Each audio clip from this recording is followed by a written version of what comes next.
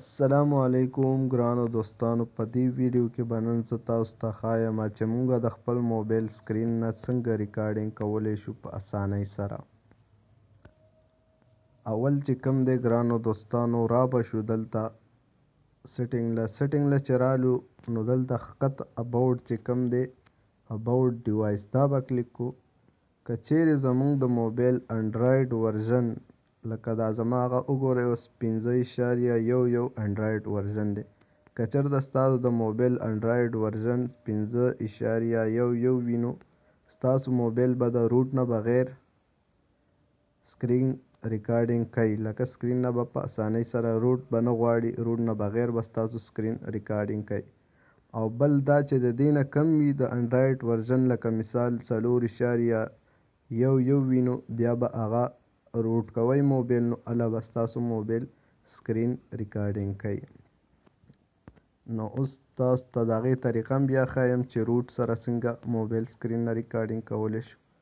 هغه به درته بله ویډیو کې ښیم، خو اوس تاسو ته دا ښیم چې دغه کوم روټ کې بغیر کېږي هغه به موږ څنګه کوو. اول چې کوم دی را به شو پلی سټور له پلی سټور سرچ کې تاسو ته زه یو څو زبردست سکرین ریکارډینګ ښیم، نو هغه ډېر زبردست دی موبایل لپاره ښه شته. ایچ ډي ریکارډینګ کوي، ریډ سکرین ریکارډینګ چې ولیکئ. یو چې کوم دی دا دی REC سکرین ریکارډینګ، ډېر زبردست ریکارډینګ کوي د موبایل سکرین نه، خپل سایز مطابق هر څه پکې. او بل چې کوم دی دا به را ډاونلوډ کړئ.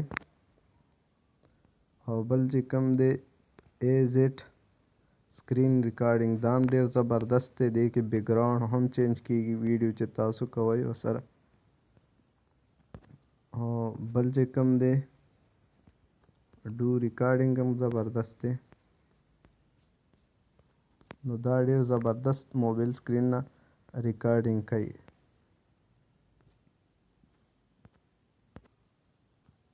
لکه مثال اوس ما دا را ډاونلوډ کړی دی، او دا چې کوم دی اوس ما ریکارډینګ چالو کړی دی. زه تاسو ته ځکه دا نشم پلی کولی ځکه چې زما د سکرین ریکارډینګ دې وخت کې چالو دی.